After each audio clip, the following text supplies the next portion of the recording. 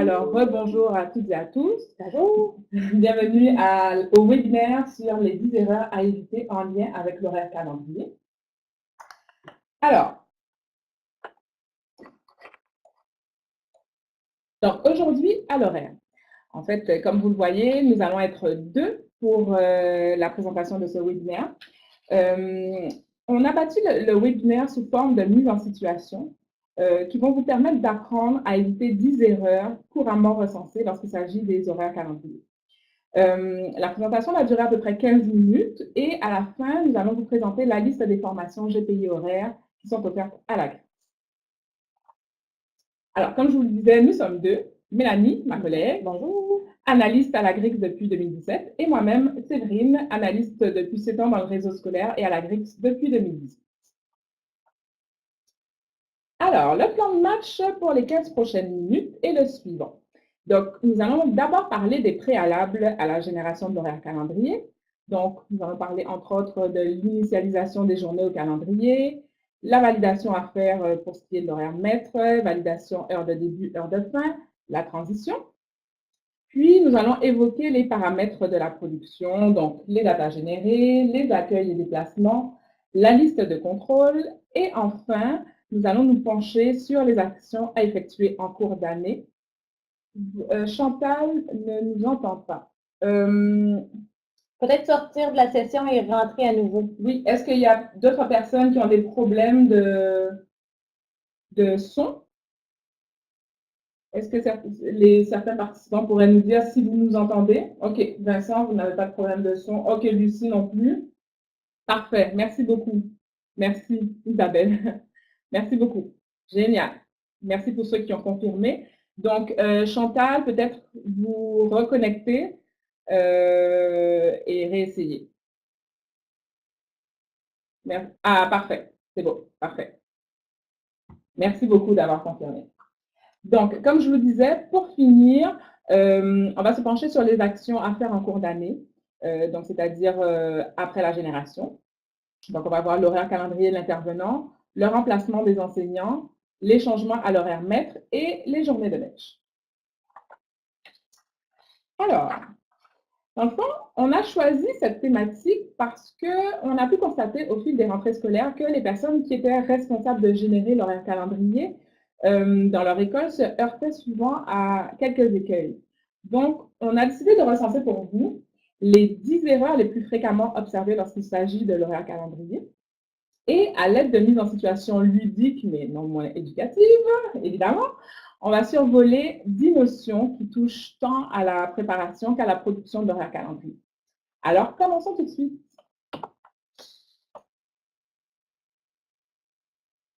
Mélanie, dis-moi, dans la sous-activité journée du calendrier dans la table grille horaire, j'ai appris à saisir les jours cycles et les jours périodes. Un à un. Là, moi, ouais, un à un. Mais je trouve ça tellement long. Est-ce qu'il y aurait une autre façon de le faire? Mais oui. Regarde bien, tu vas aller faire une petite présentation rapide. OK. En fait,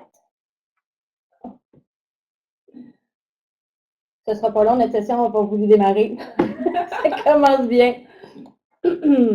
En fait, oui, c'est possible de le faire, Séverine, en attendant que ça va démarrer. Au niveau de tes journaux de calendrier, il suffit de faire un filtre, que ce soit un filtre avec ta date de début, ta date de fin. On va aller exclure en même temps, on va aller exclure les samedis, les dimanches, ainsi qu'on va aussi aller enlever nos événements. On va aller faire l'initialisation d'une chose. Donc, en fait, on fait notre sélection. On fait notre... Ah, ça va marcher. Non, ça ne marchera pas. Donc, on fait notre sélection et puis, suite à ça, ben, on lance l'action initialisée. Donc, je peux vous le montrer. Donc, je reviens ici. Désolée pour tout le petit problème. Donc, au niveau, je suis dans ma grille horaire. Séverine, regarde. Je m'en viens ici. Je vais aller faire un filtre. Donc, j'ai déjà mes filtres pré-paramétrés, que ce soit pour une journée de 9 jours ou une journée pour un 5 jours ou un 9 jours, dépendamment de ce que je veux. Donc, en fonction de mon filtre, donc ici, je suis allée chercher vraiment mon début et mon fin d'année. J'ai exclu mes samedis et mes dimanches et je suis allée chercher les journées où c'est vide, où j'ai aucun événement. Et puis, suite à ça, j'ai mes journées à initialiser. Je les sélectionne et regarde bien, c'est magique. j'ai mes 4 périodes à aller initialiser et hop, ça se fait tout seul. Wow! Génial! Mm-hmm. Ben, super. Donc maintenant, je vais pouvoir initialiser chaque année automatiquement mon calendrier au lieu de faire un à un comme je faisais avant. Exactement. C'était vraiment très long. Oui, exactement, exactement. Là, j'ai une autre incompréhension. Mm-hmm. En fait, je ne comprends pas pourquoi chaque année, lorsque je génère mon horaire calendrier, j'ai toujours des problèmes avec ma gestion des dépassements.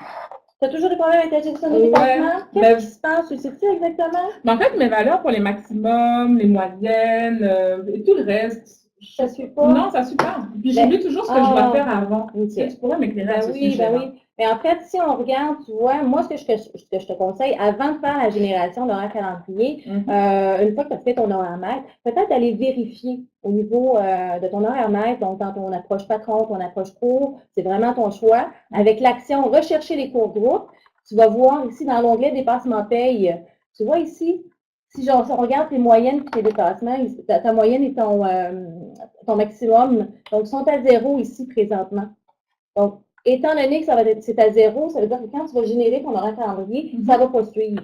C'est la même chose. Donc, ici, au niveau du type de pondération, si j'ai pas fait attention, et la même chose pour ma fusion. Donc, c'est important à ce niveau-là de faire ta vérification avant de lancer ta génération. Tu peux aussi utiliser un filtre, puis peut-être faire niveau par niveau pour vraiment aller mettre ce que tu as besoin. Okay. Puis ensuite de ça, ben, une fois, regarde, si je te montre ici, là, dans le fond, là, c'est qu'une fois qu'on génère à l'horaire calendrier, ici, je t'ai généré l'erreur. Donc, on le voit bien, là, on voit que l'erreur, elle a suivi. Donc, c'est exactement ce que j'ai à l'horaire maître. Donc, si je fais ma préparation avant, ben, on va être correct par la suite. OK. Intéressant. Mais là, je suis contente que tu m'as rafraîchi la mémoire là-dessus. C'est vrai que j'avais oublié. Mais j'ai encore une autre question pour toi. L'horaire de mon école a changé cette année. Oui. J'ai changé mes dates de début et de fin dans la sous-activité description des périodes dans la table grille horaire. Par contre, quand je générais mon horaire calendrier, si je regarde l'horaire calendrier de mes intervenants, les plages horaires ne concordent pas. Puis en plus, c'est la même chose pour l'horaire des élèves. Je ne vois pas les changements. Est-ce que tu peux m'expliquer pourquoi? Ben oui, en fait, souvent, ce qu'on oublie, c'est qu'au niveau de la grille horaire, on doit changer, c'est certain qu'on change notre description de période. On a aussi les formats d'horaire. Donc, les formats d'horaire, il faut aussi aller changer nos plages. Puis bien sûr, donc les plages vont être vraiment par rapport à nos enseignants, j'ai pris Internet. Et pour ce qui est de nos élèves, il faut aussi aller changer la mise en page. Si tu ne changes pas ta mise en page, ben c'est certain que là, il n'y a rien qui va suivre. Donc, c'est important d'aller faire, pas qu'on change nos périodes, mais d'aller faire le changement à tous ces endroits-là. OK. Ouais.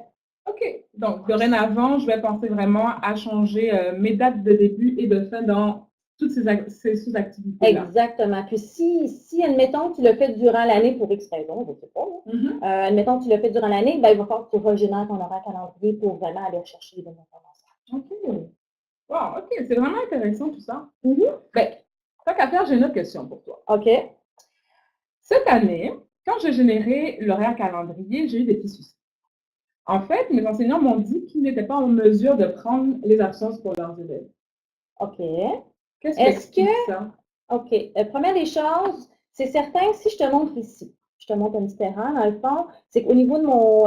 si j'ai généré avant la transition, donc automatiquement, je n'aurai rien dans mon élève inscrit. C'est là que j'ai ma matière. Donc, ma matière. Donc, la transition est très importante à faire, puis je te dirais de la faire vraiment avant, une fois qu'on aura été fait, une fois qu'on est prêt à la journée avant la première journée d'école. Donc, on lance la transition, on génère notre horaire calendrier. Et puis, donc, si tu vois, c'est vide. Puis, ce que je te conseille, mais pour la faire, bien sûr, donc, on a fichier ouvrir, transition, générer les matières groupes. Donc, ça va générer nos matières groupes et nos matières élèves. Donc, c'est ce qui va aussi être bien ensuite quand on va générer l'horaire calendrier. Et bien sûr, important, moi, je vous conseille toujours de faire la vérification avant la génération. Donc, la vérification va vraiment permettre de savoir s'il y a eu des erreurs, s'il y a des trucs qui manquent des matières, s'il y a des cours où il manque des matières et des trucs comme ça. OK, donc c'est le chemin pour faire la transition. Effectivement, j'avais complètement oublié qu'il fallait que je fasse la transition avant. Voilà. Bon, ben merci beaucoup. En parlant de date, tu m'as parlé de date tantôt. Là, il me vient une autre question en tête. Oui. Quand je génère mon horaire calendrier, je ne sais jamais quoi mettre comme date, ni quoi choisir. En fait, est-ce que je devrais le faire uniquement pour le cycle témoin, pour l'année au complet? Je ne sais pas trop. Est-ce que tu pourrais m'éclairer à ce sujet-là? Oui, certainement. Mais en fait, déjà, si on est en début d'année, moi, ce que je te conseille vraiment, c'est vraiment de lancer, de mettre l'année au complet, hein, que ce soit du 1er jusqu'au 30 juin, il n'y a aucun problème là-dessus. Parce que ce qui arrive, c'est que le système, en fait, GPS, ce qu'il va faire, c'est qu'il va aller regarder au niveau de notre initialisation calendrier, il va aller vérifier les journées, les jours cycles période, puis il va aller remplir seulement ces journées-là. Donc, moi, c'est ce que je te conseille de faire. Bien sûr aussi, dépendamment si tu utilises la gestion de la tâche, donc on pourrait aller aussi seulement lancer lancer la génération pour les types d'activités E seulement. Donc, c'est E qui est pour enseignement. OK, donc voilà. Ah. Ça te va? Oui. En même temps, pendant que je pense, Séverine, dis-moi, chez toi, on parlait justement je viens de te parler de gestion de la tâche. Est-ce que tu utilises les accueils de déplacement? Les accueils de déplacement?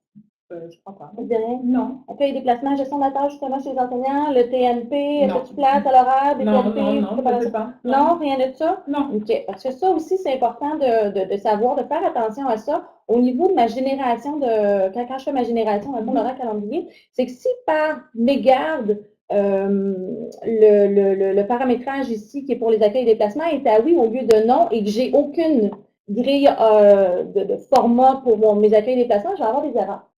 Donc, c'est bien important de le laisser à non si je n'utilise pas la gestion de la tâche. OK. OK? Ouais. C'est bon à savoir, ça aussi. Un petit peu. Un petit plus. Un petit peu.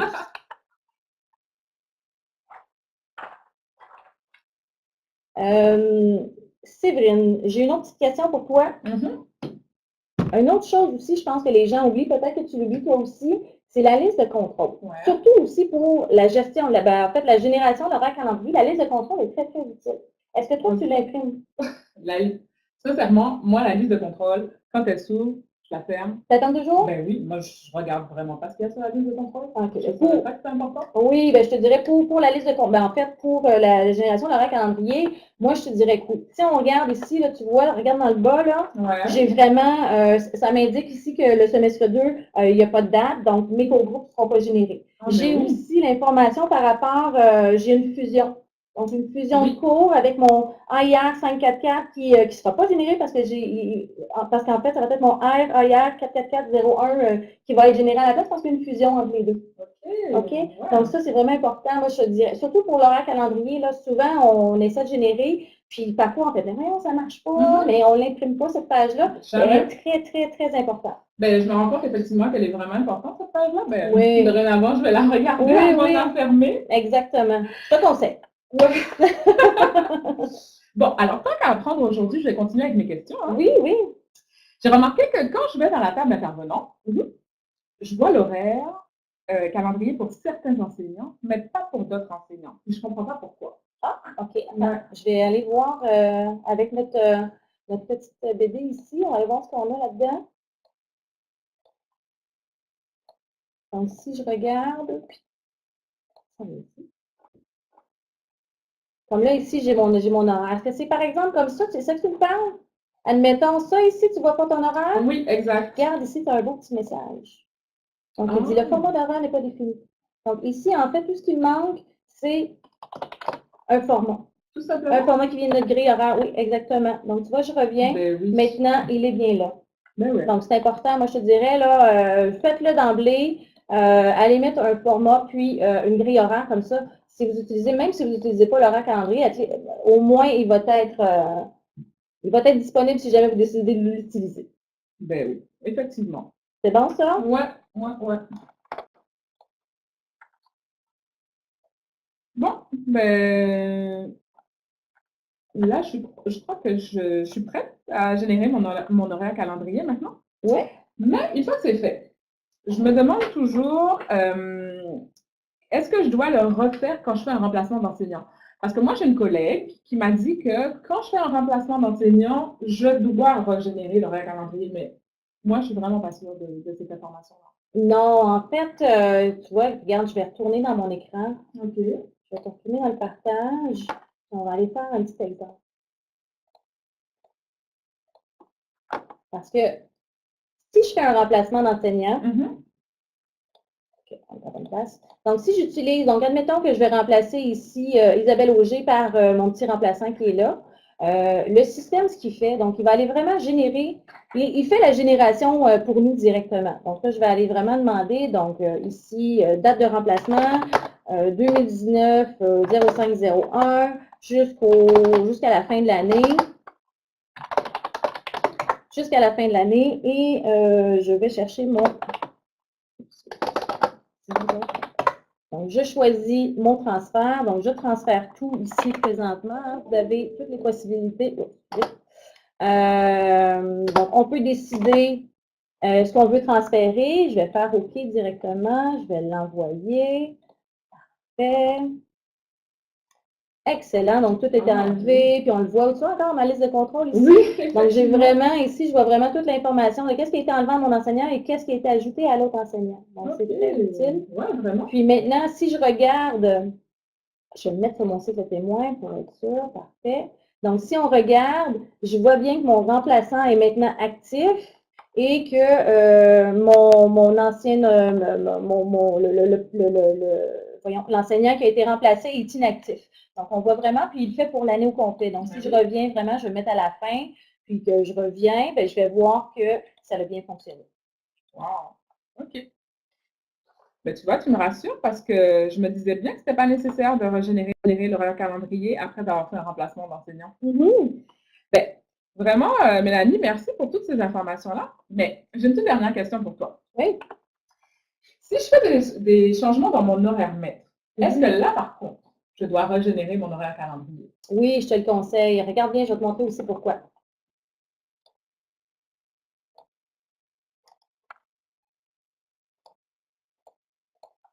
Donc, je m'en retourne, je vais aller à mon horaire maître. Oups, excusez, je pas venu en même temps.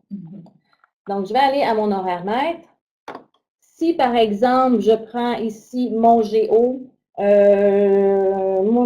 je change ici, je vais enlever ma période 1, je vais aller mettre un H2 ici à la place. Et puis, je vais aller enlever mon H2 et puis je vais aller lui mettre un G1 à la place. Donc, je fais simplement un changement très simple au niveau de mon horaire maître. Ouais.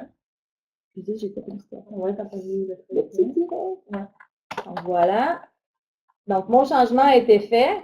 Si je regarde maintenant mes intervenants, si je fais aucune génération de mon horaire calendrier et que je vais chercher mon enseignant qui était 1704, qui était Linda Lemay.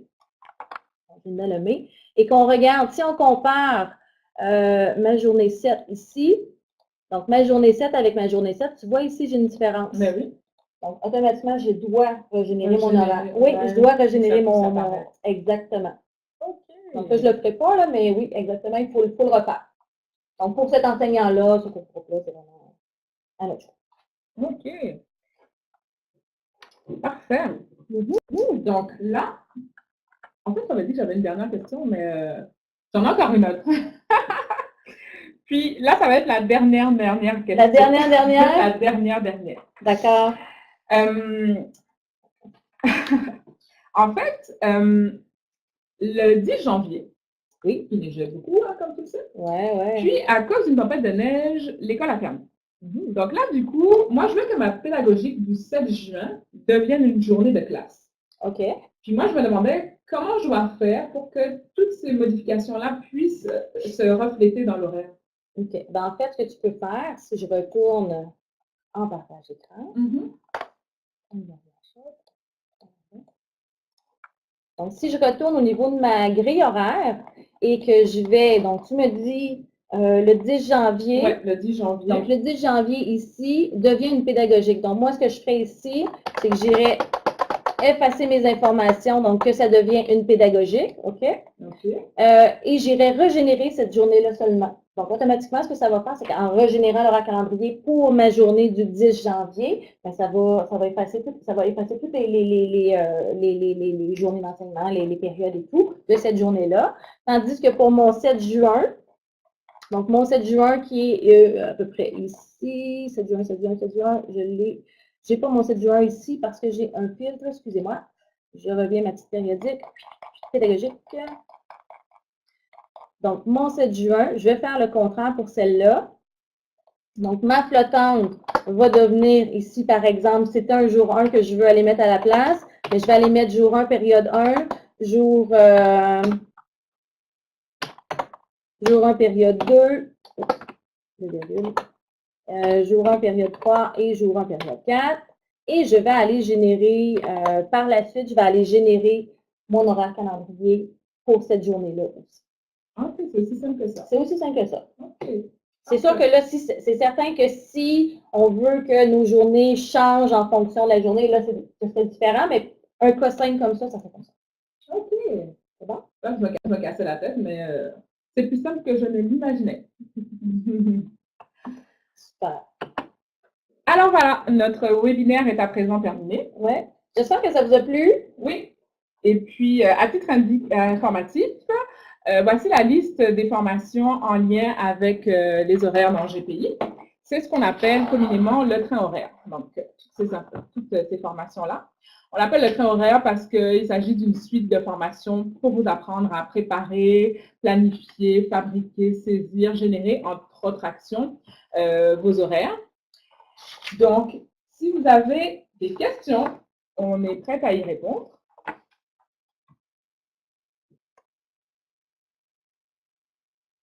Et pour toute autre question aussi, gênez-vous pas, vous pouvez toujours aussi passer par l'espace client, notre nouvel espace client. Il y a certaines personnes d'entre vous l'avaient sûrement déjà utilisé. Donc, on a une petite question. Sébastien. Ah, Sébastien, je le connais. Alors, Sébastien, si j'effectue un remplacement d'enseignant et par la suite, je dois régénérer l'horaire calendrier pour cette matière, est-ce que ça écrase les données de mon premier enseignant qui a été remplacé? Automatiquement, non, parce que si on utilise l'action remplacer l'enseignant, normalement, ça va aussi aller changer à l'horaire maître. Donc, si le remplacement s'est bien fait, si vous avez bien mis les bons paramètres, automatiquement, ben, il devrait suivre avec ce remplacement d'enseignement-là. Est-ce que c'est clair, Sébastien? Génial. Sylvie, pourrait-on avoir le PDF du cours? Oui. Il nous restait à le générer, on l'a juste pas généré. Donc oui, pendant que Séverine répond aux questions, je vais essayer de faire ça rapidement de mon côté pour le rendre disponible. Alors, Inam a une question. Si je comprends bien, le remplacement est aussi suppléant et il peut directement obtenir l'horaire calendrier de l'enseignant titulaire. Comment cette fonction va affecter Portail Mosaïque, gestion de groupe? Je n'ai pas compris la question. Inam, est-ce que vous pourriez... Ou sinon, on peut prendre en note peut-être et Ouais. rappeler Inam. Oui. Inam, si vous pouviez nous laisser vos coordonnées. OK, on va vous rappeler. Ensuite, Anne-Marie nous dit, peut-on avoir un fichier PDF pour ça? Oui, bien sûr, on va vous l'envoyer. Mélanie est en train de le préparer. On perd la vidéo, le son. José, est-ce que ça va mieux? Dites-moi, Sébastien, c'est dit. Angélique, yeah! Annie, après le remplacement, c'est revenu, José, parfait. Inam, on a noté vos coordonnées, on va vous appeler. Chantal, le PDF, on est en train de le générer, vous allez l'avoir. Annie, après le remplacement d'un enseignant, je faisais toujours générer l'horaire calendrier car il semblerait que ça fait un changement dans les dépassements. Est-ce bien ça? Je m'excuse, je faisais deux choses en même temps. Après le remplacement d'un enseignant, oui. je faisais toujours générer l'horaire calendrier car il semblerait que ça fait un changement dans les dépassements. Est-ce bien ça? Non, le dépassement va en fonction des cours. Donc, la gestion des dépassements est vraiment par rapport au cours qu'on a. Donc, c'est le cours qui génère en fait, qui génère voyons, le fichier, le fichier dont on a l'information. Mais non, parce que si je fais un remplacement d'enseignant puis que je vais choisir vraiment tous les bons paramètres, bien, automatiquement, ça change aussi à l'horaire. Donc, tout devrait se suivre. Là. Il ne devrait pas avoir de problème à ce niveau-là. Donc, on ne devrait pas avoir besoin de régénérer l'horaire calendrier par la suite. Puis, il y a une autre question aussi concernant le remplacement d'enseignants, une question de Joanne. Oui. Parfois, lors d'un remplacement d'enseignant, la plage dans l'horaire calendrier est marquée d'une barre. La plage est marquée d'une barre. Il faudrait que je vois vraiment le cas. Ça me dit absolument marqué d'une barre. Je ne comprends pas trop qu'est-ce que c'est exactement. Peut-être, Joanne, laissez-nous vos coordonnées aussi pour qu'on puisse vous rappeler. Suzy, si je change, Nancy, le PDF, oui, ça arrive. Il y a Giovannia, que je connais aussi, qui demande le PDF. Vous allez l'avoir, pas de problème. Constance, le PDF. Dans le fond, on est en train de le télécharger. Vous allez pouvoir le récupérer dans la roue d'engrenage quand il va être téléchargé. Joanne. Oui. Excusez-moi, je vais juste à l'écran. On essaie de faire deux choses en même temps pour vous. Vas-y, donc. Alors. Un instant, je retourne aux questions. OK, Suzy. Si je changeais mes journées tempête dans la grille horaire et que je n'ai pas régénéré l'horaire calendrier, est-ce que mes dépassements restent corrects ou ils sont faux? Ben, ils sont faux parce qu'ils vont être avec l'information qui était avant la journée neige ou. Donc, automatiquement, c'est que si j'enlève une journée période, mais que je ne régénère pas, si je vais vérifier cette journée-là dans l'horaire calendrier, ben, il va y avoir encore des cours. Donc, c'est pas ce qu'on veut. Donc, il faut régénérer. Donc, oui, vous allez avoir des petits problèmes à ce niveau-là. Sylvie, j'aimerais aussi savoir la réponse de Inam. Alors, Sylvie, il faudrait nous laisser vos coordonnées également pour avoir la réponse de Inam. Annie, c'est bon. Giovanna, j'ai déjà répondu. Constance aussi. Alors, Jorge. Bonjour. Dans ma grille horaire, les accueils et déplacements sont prévus. On gère la tâche de l'enseignant et dans ma génération d'horaire calendrier, le setting est à non pour évaluer les accueils. De quelle façon ce paramètre vient impacter la tâche de l'enseignant? Mais automatiquement, c'est que si je dis oui, première des choses, comme on vous l'a montré, il faut avoir un format d'accueil et déplacement. Donc, un format valide. Je peux peut-être aller vous remontrer au niveau de ma. Ouais, vas-y donc. Au niveau. Je peux peut-être. Je ne veux pas passer, hein? Non, je n'arrive pas à l'envoyer le fichier. Ok, vas-y, on partage. Oui. On va aller en partage pour répondre à la question de Jorge. Ce sera pas long. Je vais baisser ça. Je vais retourner dans mon fichier. On va grandir ça. Moi, j'ai vu. OK. On partage d'écran. Les autres questions, on arrive pour y répondre.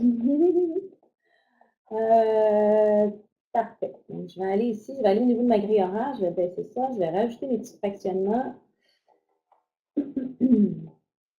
Donc, je vais aller chercher mes formats d'horaire. Donc, accueil et déplacement. Donc, ici, c'est bon. Si, première des choses, format d'accueil et déplacement, je vais aller avec mes plages.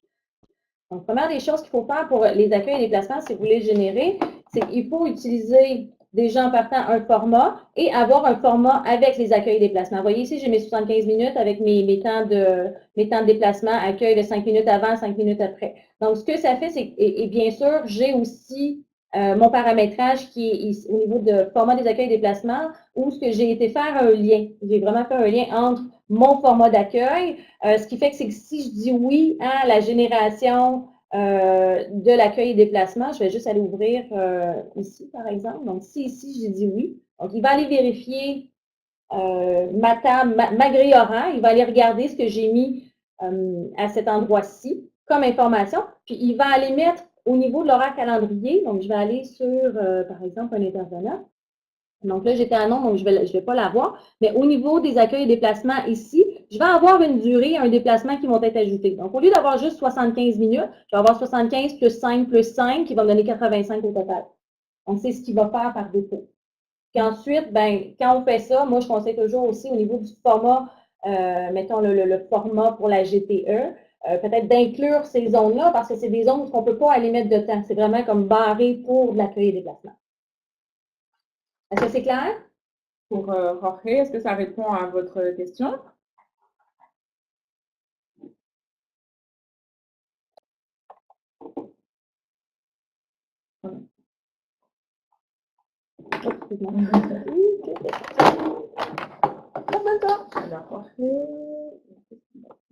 Oui, merci, génial, parfait.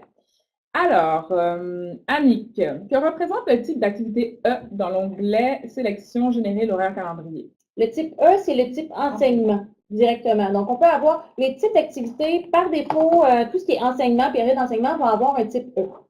Tandis que les autres, si j'utilise la gestion de la tâche, ben, je peux aller créer différents types d'activités à mon choix. Mais le E, c'est vraiment enseignement, c'est par défaut dans GPU. Daniel, le PDF, pour moi aussi, oui, on tente désespérément de le télécharger. On va y arriver. On essaye durant la période de questions, donc on va finir par y arriver. Question de José, lorsque l'on remplace un enseignant, les matières s'effacent dans l'horaire calendrier. Pourquoi? Faudrait regarder. En fait, il y a peut-être un petit bug, ça se peut. Faudrait vraiment, je dirais que c'est du cas par cas. Est-ce qu'il y a eu un oubli? Est-ce qu'il y a eu quelque chose? Est-ce que c'est une matière à fusion, puis cette fusion-là manquait des matières? C'est vraiment, faudrait vérifier avec vous un cas précis. Alors c'était un José, là c'est une José qui demande, quand on fait un remplacement d'enseignant, le pourcentage de tâches ne se met pas à jour, moins de 100%. Ça, il faut le mettre à jour. Non, c'est une question. Est-ce qu'il faut le mettre à jour? Donc, quand on fait un remplacement d'enseignant, oui, le pourcentage de tâches ne se met pas à jour. Ben, c'est moins de 100%, je pense. Oui, mais c'est certain, non. Ben, c'est vraiment, si vous utilisez la gestion de la tâche, oui, je vous dirais, pour vraiment faire votre oui, il faudrait le faire manuellement, effectivement. Alors, parfait, c'est réglé. Suzy, de rien, Suzy. Sylvie, merci pour les coordonnées, c'est déjà noté. D'accord, tu as besoin de la souris? Oui, s'il te plaît. Ensuite, Annick, l'horaire calendrier a un impact direct sur le dépassement d'élèves. C'est une question. Est-ce que l'horaire calendrier a un impact direct sur le dépassement d'élèves? Oui, exactement. Donc, en fait, ce qui est important, que j'utilise, si j'utilise la gestion des dépassements, c'est certain qu'on fait la vérification au niveau de l'horamètre, les cours groupes, qui vont aussi être transférés dans activités et activités au calendrier. Donc, c'est certain que tout part de l'horaire calendrier, déjà en partant. Donc, à ce niveau-là, il faut faire attention, il faut vérifier. Si vraiment il y a quelque chose qui ne marche pas, moi, je vous dirais de vérifier l'onglet de dépassement paye de activité au calendrier, activité groupe au calendrier, et s'assurer que tout est bien beau à ce niveau-là. Daniel, je vous confirme que j'ai noté vos coordonnées. Merci, votre courriel. Annie, s'il y avait des absences d'entrée dans la journée de tempête que nous remplaçons, est-ce qu'en générant le calendrier, elles s'effaceront? Non, mais vous allez devoir les déplacer manuellement. Alors voilà, on attend pour voir s'il y a d'autres questions. On a répondu à toutes les questions pour l'instant. On est en train de tenter, de rien, Annie. On est en train de tenter de télécharger le PDF. Est-ce qu'il met sur il me met sur le bureau ici, mais je ne suis pas capable de le charger, je ne veux pas. Je ne veux pas me charger, ça, ici, ouais. Là, je ne vais plus le voir à côté non plus, hein. Donc, je ne sais pas si tout le monde le veut aussi, on peut l'envoyer. Oui, j'ai pas, à moins qu'on ait une liste quelque part, là, je ne suis pas certaine. Ça va faire beaucoup. Je prends un dernier guess. Ici.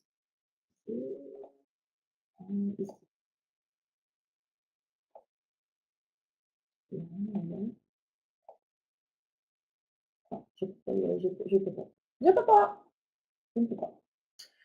Oui, Catherine, la session a été enregistrée. Donc, elle va être disponible sur le site oui, de la grille.